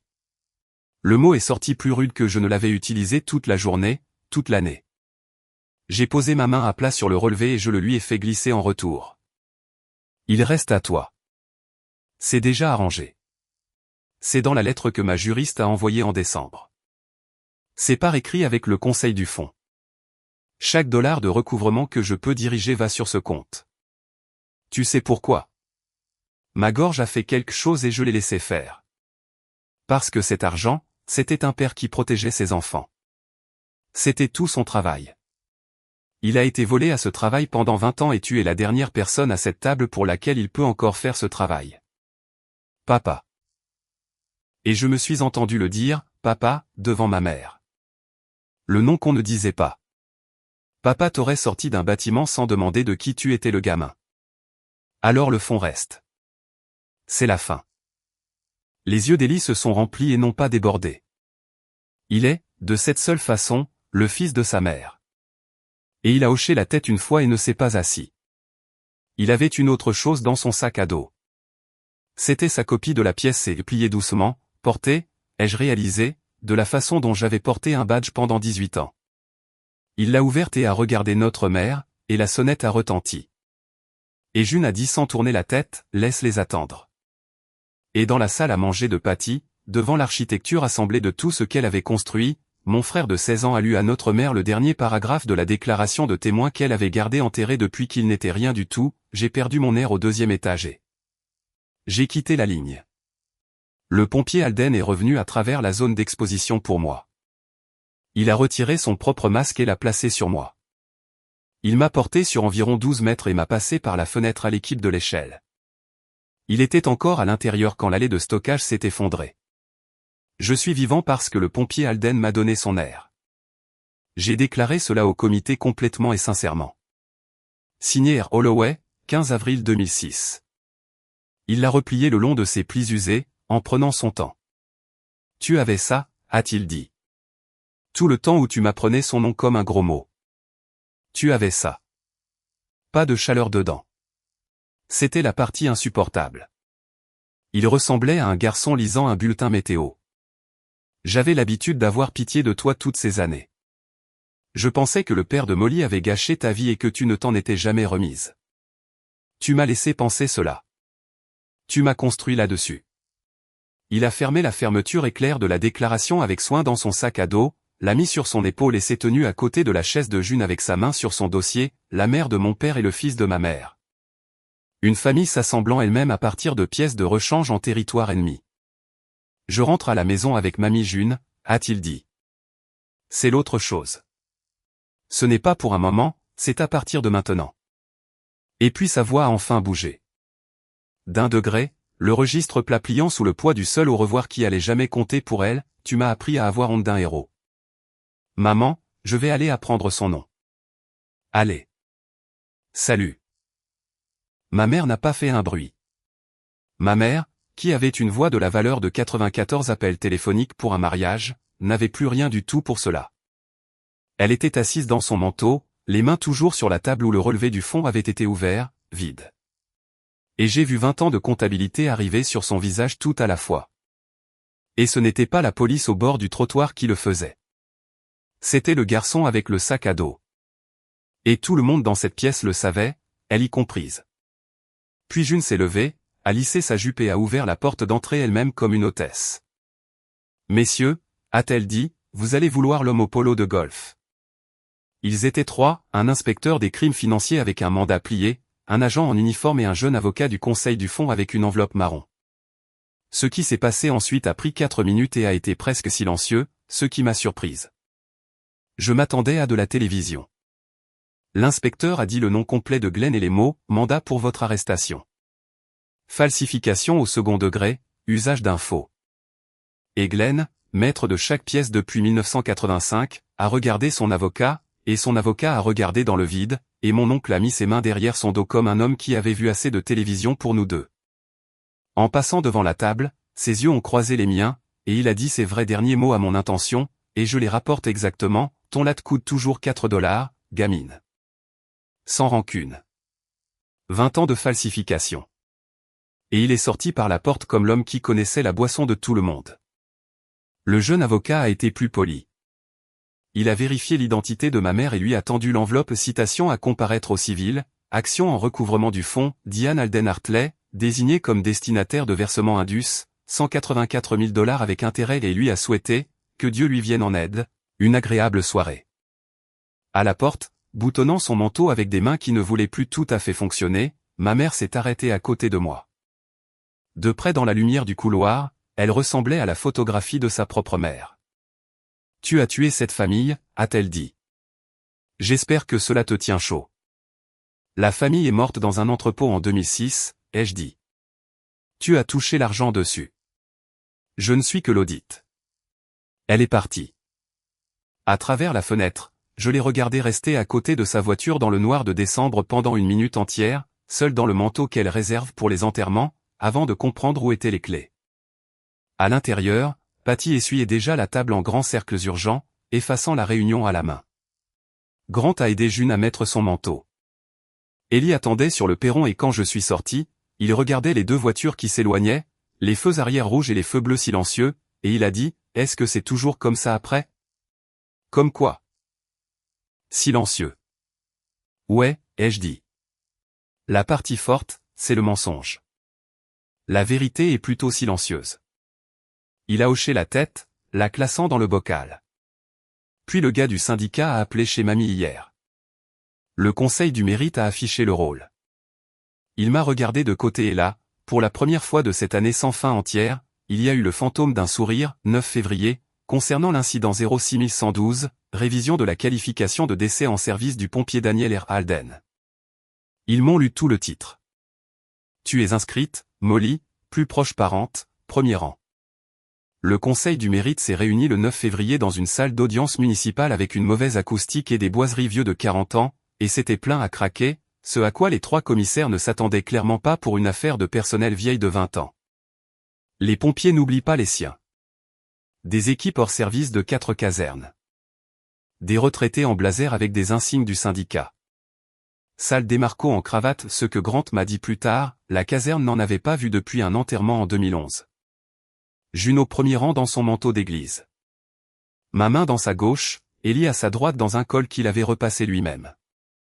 Ma mère n'était pas là. Elle était alors une participante de type lettre recommandée dans toutes nos vies. Ce n'était pas un procès. Personne n'a été poursuivi dans cette pièce. C'était plus lent et plus étrange que cela, la machinerie d'une ville corrigeant sa propre paperasse avec 20 ans de retard, une pièce à la fois. Le signalement de l'inspecteur du fonds.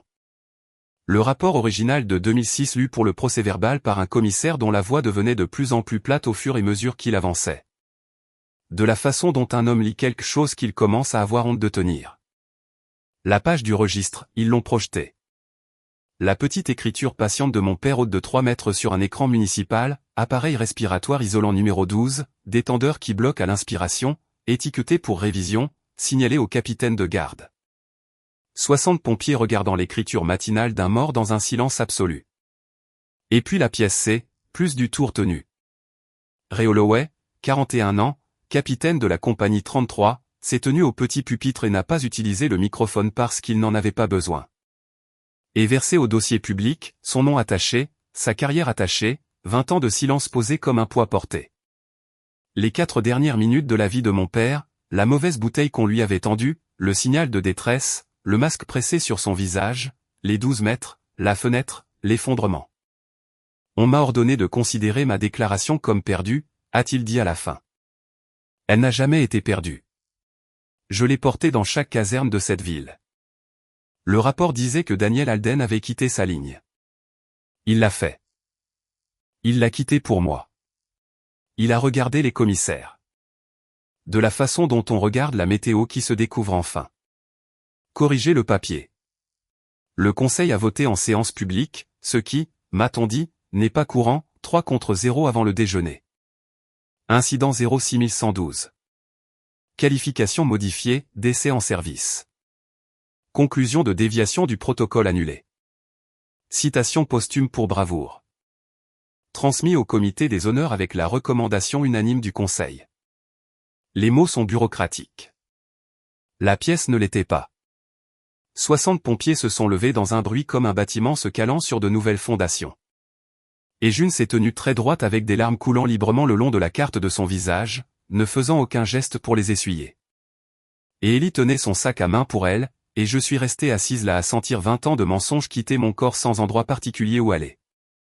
Après dans le couloir, Holloway m'a trouvé. Il avait quelque chose dans la main, et il m'a fallu un moment, un badge, pas celui usé sur le ruban de la boîte à bijoux, l'écusson de retraité du service, compagnie 33, réémis dans un écran de présentation. Le laiton brillant de la façon dont mon père a dû le voir 9 autres fois. Le comité des honneurs fera une cérémonie au printemps avec le mur et les cornemuses. Tout cela, a-t-il dit, c'est pour le service. Celui-ci ne vient pas du service. Il a mis l'écran dans mes mains et a fermé mes doigts dessus. Et cet homme grand et discipliné m'a regardé avec ses yeux brillants et stables et a prononcé la phrase que je ne savais pas que j'attendais depuis mes 9 ans, je suis vivant parce que ton père est revenu et son nom est propre parce que sa fille a fait 20 ans. Et le seul membre de cette famille qui n'a jamais pris un centime sur son dos était celle qui portait son badge et ses fleurs. Il serait. Et là, la voix stable est enfin partie. Et il a fini quand même. Il serait si fier de toi. Cela embarrasserait tout le monde, Molly. Il était comme ça. On n'aurait jamais fini d'entendre parler de toi. Je ne vais pas décrire ce que j'ai fait ensuite, sauf pour dire que c'était fort et que c'était dans un couloir municipal, et Grant tenait mon manteau, et pas un seul pompier dans ce couloir n'a fait semblant de ne pas voir, et je ne m'en souciais pas du tout. 20 ans que j'avais pleuré sur mon père en silence dans une honte qu'on m'avait transmise comme une corvée. Ce couloir était la première fois que je pleurais sur lui en public sous son propre nom. Et cela ressemblait à déverrouiller une pièce dans une maison que je possédais depuis tout ce temps. Un an jour pour jour après mon mariage, nous avons installé 94 chaises blanches sur la pelouse de ma grand-mère June. Ce nombre était une idée de Grant, et j'ai épousé le bon homme. Un an après 94 chaises vides, nous en avons rempli 94 exprès. Fête d'anniversaire dans le jardin de June, quelques mois après que la cérémonie commémorative du printemps eut mis le nom de mon père sur le mur de la caserne 33 en bronze à côté de 5 autres, bien orthographiés avec le mot bravoure sur la ligne où un mensonge vivait autrefois. Certains des 94 sièges sont allés à la famille, les cousins et tantes qui avaient passé un an à mériter leur retour, plat par plat, excuse par excuse. Je ne suis pas faite de pierre et aucun de nous ne voulait. Le reste est allé au veste. Sal a amené sa femme et un gâteau. Dora du bureau du syndicat a amené ses petits-enfants. Les filles couraient dans le jardin comme si c'était le leur. Alors, laissez-moi finir les comptes, tout le monde dans cette histoire a eu exactement ce qu'il a passé 20 ans à acheter. Ma mère m'a appris cela à sa manière, l'argent va toujours quelque part, et les mensonges aussi. Glenn Alverson a plaidé coupable en mars. Falsification au second degré, usage d'un faux, un chef d'accusation chacun. Le délai pour une falsification, m'a expliqué ma juriste une fois, ne commence à courir que lorsque la fraude est découverte. Et la sienne avait été découverte en juillet. Cela faisait partie d'un accord que son deuxième avocat le moins cher lui avait assuré être un cadeau, jugement de restitution, casier judiciaire pour crime, licence perdue à vie. L'homme qui gérait l'argent de tout le monde rapporte désormais ses propres salaires chaque mois à un agent de conformité d'un autre genre. À Noël, il m'a envoyé une carte. J'ai reconnu l'écriture, soigné, penché, travaillé, et je ne l'ai pas ouverte, et je ne le ferai pas. Et il y a là-dedans une complétude pour laquelle je refuse de m'excuser. Il connaissait la boisson de tout le monde, il n'a jamais connu la limite de personne. Tante Patty n'a jamais été poursuivie pour quoi que ce soit. Témoigner n'est pas un crime si vous pouvez jouer la comédie de ne pas savoir, et Patty s'est entraînée à cela toute sa vie. Sa peine est arrivée par d'autres tribunaux, les auditeurs anneaux défait le prêt que ma mère lui avait accordé sur la fiducie pour un acompte de maison, récupéré dans le fonds de restitution, ce qui a signifié que le SUV est parti, puis l'accueil du club de lecture est parti. Et puis, dans le groupe de discussion familiale qu'elle avait elle-même construit et administré pendant une décennie, le canal même où 94 personnes avaient autrefois reçu l'ordre de sécher mon mariage, les cousins ont voté silencieusement pour la retirer des administrateurs. Elle m'envoie des SMS pour les fêtes, je pense à toi, ma chérie. Je réponds, joyeuse Pâques, Patty. Nous comprenons toutes les deux les termes. Elle témoigne des choses, c'est ce qu'elle fait. Édouard Brandt, chef adjoint à la retraite, consultant en sécurité et mérite, a été cité par la révision du matériel du chef des pompiers en mai, défaut de retrait du service d'un appareil étiqueté. Facteur contribuant. Une conclusion sans menottes dedans, seulement de la permanence. Cela se trouve dans le registre public désormais, une ligne en dessous de la qualification modifiée de mon père, où chaque recrue qui cherchera l'incident 06112 les lira ensemble dans l'ordre pour toujours. Il fait du conseil, j'entends dire, dans un autre état pour quiconque ne cherche pas les noms. Le mur lui survit de toute façon. Le divorce de Rick a été finalisé au printemps. Il a témoigné dans l'affaire civile du fond pendant exactement 11 minutes, colonne et toto, factuel jusqu'à la décimale, dévastateur d'être si ennuyeux. Il n'a rien gardé de ce que l'argent avait touché, a insisté dessus contre l'avis de son propre avocat, et il vient le premier samedi de chaque mois avec du bois de chauffage pour le poêle de June et emmène Ellie prendre le petit déjeuner. Où on me dit qu'il partage l'addition et discute en long et en large de rien du tout. Certains hommes s'excusent avec des mots. Rick s'excline en stère de chêne. Et Diane, ma mère. La maison s'est vendue en janvier. La demande de restitution du fonds s'est attachée à sa part du produit de la vente comme une hypothèque, 184 000 $ avec intérêt. Les inspecteurs perçoivent comme la marée, et ce qui restait l'a installé dans un appartement de 2 chambres sur le côté est, au-dessus d'un pressing, à 40 minutes de tous ceux pour qui elle a jamais joué la comédie. Elle travaille, me dit-on, à temps partiel dans un magasin de dépôt-vente, à trier la porcelaine d'autres familles. Elle fréquente une église à 2 villes de là où personne ne sait lui garder une place. C'est-à-dire où personne ne la connaît. C'est-à-dire la phrase unique que Diane Alden Hartley a passé toute sa vie à s'assurer qu'elle ne puisse jamais être dite d'elle. Les 94 savent tout. C'était toujours la seule punition qui pouvait l'atteindre, pas la pauvreté, pas le jugement, pas même l'appartement vide. Le public. Elle vit devant le même public qu'elle a dirigé pendant 20 ans et ils ont tous lu la liste des pièces et ils saluent quand même à la vitre du dépôt-vente avec gentillesse, de la façon dont on salue la météo. Elle appelle chez June parfois le dimanche soir. June répond à chaque fois et rapporte la même conversation, Diane demande des nouvelles d'Ellie. June dit qu'il s'épanouit. Diane reste silencieuse pendant un moment, dit merci et raccroche. J'ai demandé à June une fois pourquoi elle continuait de répondre. Ma grand-mère m'a regardé par-dessus ses lunettes et a dit, parce que quelqu'un dans cette famille devrait montrer comment perdre, ma chérie. Elle aura peut-être besoin de la référence un jour. Je n'ai pas parlé à ma mère depuis le perron. La lettre tient bon. Pas $1 de ce qui a été récupéré n'est allé vers moi. C'est allé là où la lettre disait, chaque centime. Et ce n'est pas de la vertu. Quoi qu'elle en pense, c'est le fond qui fait son travail. L'argent, c'est juste de l'eau. Peu importe le champ sur lequel il atterrit, parce que voici où il a atterri, Ellie Hartley a eu 17 ans en mars, est allée au tableau d'honneur en juin, première fois que June l'a scotché au réfrigérateur comme un traité. Et le deuxième mardi de septembre, portant une chemise d'uniforme qu'il avait repassée lui-même, mon petit frère s'est tenu dans la remise de la caserne 33 avec 11 autres adolescents et a été assermenté dans le programme des cadets juniors du service par le capitaine Ray Holloway. Qui n'a pas réussi à garder sa voix entièrement stable pour cela non plus. La chemise d'Ellie porte son nom sur la poche, Hartley. Il m'a demandé la veille s'il pensait que quelqu'un m'en voudrait que ce ne soit pas Alden. Mauvaise question, lui ai-je dit. Papa est retourné dans ce bâtiment pour un gamin dont il connaissait à peine le nom. Le nom sur la chemise n'a jamais été le sujet. Il a réfléchi à cela, le classant dans le bocal. Puis il a dit, 33, c'est toujours une compagnie de camions, tu sais, quand je serai assez grand. Il a dit cela de la façon dont les gamins de 16 ans annoncent l'avenir, comme un fait qu'ils vous font la courtoisie de programmer. Je vais le mériter ce numéro, Molly. Pas l'hériter, le mériter. Et le fonds que sa mère a volé et que le père de sa sœur a payé sans le savoir, et que la loi a enfin réorienté vers la maison, le fera passer par l'école d'ambulancier d'abord parce que cet homme mort en bronze sur le mur est toujours, 21 ans après, en train de protéger ses enfants. Tous, quelle que soit la façon dont ils sont devenus les siens. Le soir de la fête d'anniversaire, après que les 94 chaises eurent été pliées et empilées contre la rambarde du perron de June, je suis resté dans le jardin dans la longue lumière d'été avec le vieux badge de mon père, celui aux bords adoucis, celui de la boîte à bijoux. Le nouveau reste dans son écran, mais celui-ci vit avec moi. Et j'ai regardé les lucioles monter de l'herbe de la façon dont elles le faisaient l'été de mes 9 ans. Les rosiers de June étaient ouverts et lourds le long de la clôture. Quelque part derrière moi, Grant et Ellie discutaient aimablement de charbon de bois.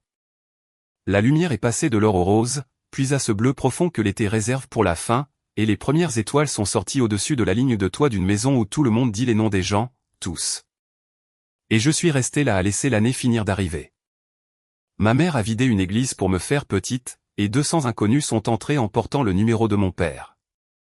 Elle avait 20 ans de sa honte certifiée par notaire, et un employé aux archives, un registre syndical, 3 commissaires et un garçon avec un sac à dos l'ont démonté en 7 mois en n'utilisant rien d'autre que du papier et la vérité. Je n'ai jamais élevé la voix. Je n'ai jamais eu à le faire. J'ai juste arrêté de garder la porte et chaque mensonge dans cette maison est sorti et s'est présenté. Les lucioles sont montées, le bleu est descendu, quelqu'un a appelé mon nom depuis le perron. Mon nom, son nom, propre désormais. Et j'ai épinglé le badge à mon col et je suis allé rejoindre ma famille. Si vous êtes encore là, c'est juste moi maintenant. L'histoire est finie. Cette partie n'est que Molly.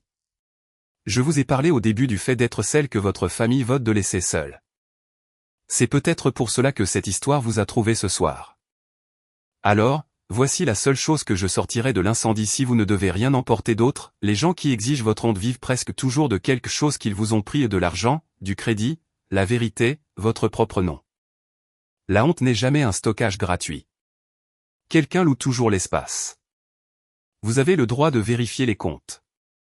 Vous avez le droit d'être l'audit. Et vous n'avez pas besoin de crier pour le faire. La vérité est plutôt silencieuse, et elle n'a pas besoin que vous soyez fort. Elle a juste besoin que vous arrêtiez de garder leur porte. Est-ce que cela vous est arrivé? Le vote familial, les chaises vides, l'histoire que tout le monde a accepté de raconter sur quelqu'un que vous aimiez. Dites-moi dans les commentaires d'où vous écoutez et qui a franchi les portes pour vous quand la pièce était censée rester vide. Je lis chacun d'entre eux. Ce n'est pas une formule. C'est comme cela que je trouve les prochaines histoires qui valent la peine d'être racontées. Et honnêtement, certains soirs, c'est comme cela que je me souviens qu'il y a 200 vestes là-bas pour tout le monde. Si cette histoire vous a tenu compagnie ce soir, restez avec moi. Abonnez-vous pour que la prochaine puisse vous trouver. Merci d'être resté avec ma famille. La vraie, celle qui s'est présentée. Bonne nuit depuis le perron de June. J'aurai une autre histoire pour vous.